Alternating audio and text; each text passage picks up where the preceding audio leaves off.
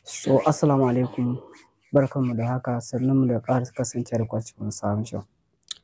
Kamar yadda muka muku bayani jiya game da tsayawa da muka yi na ayyukanmu, kuma mun buƙaci da duk wanda yake da wani tambaya zai turo mana saƙo ta sashenmu na tsokaci. Wanda in Allah yadda muke sa ran Monday za mu ci gaba da kawo muku bidiyo kamar yadda muka saba. Okay? Mun samu wata biyar Allah ta turo mana wani saƙo wanda take da neman shawara game da wani abu da ya faru da ita. Ita dai matar ta kasance tana takon biyu ba ta yi aure ba. Takon biyun nan ba ta yi aure ba, take zuwa gun ƙawarta, gidan ƙawarta kenan. Take zuwa gidan ƙawarta sai ƙawar nan ta kullum tana ce mata, tunda dai baki aure ba, me zai hana ki aure mijina? Ki aure mijina. Always tana gaya mata haka.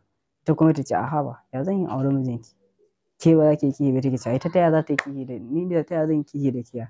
A kullum haka sai wata rana aka yi ruwa, ita kuma biyar Allah tana gidan.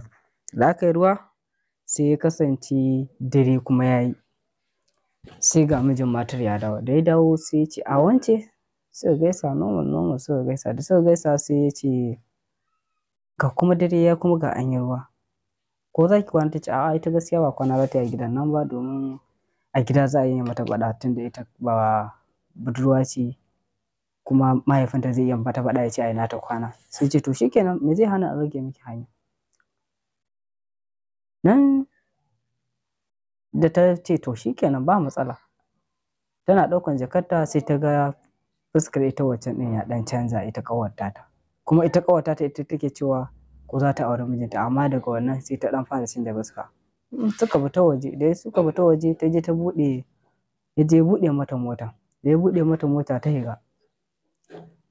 Ɗin ya kai ta har gida. Da ya kai ta gida, yana kai ta gida sai yake mata wata magana, yake ce Allah dama ina son yi wata magana da ke. Ce ina jin ka.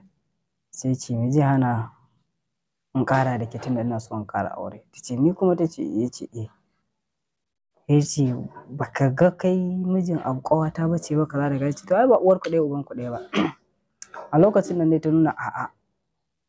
Kurin sai ya ce mata ki bani lambar waya. Ta ce a'a.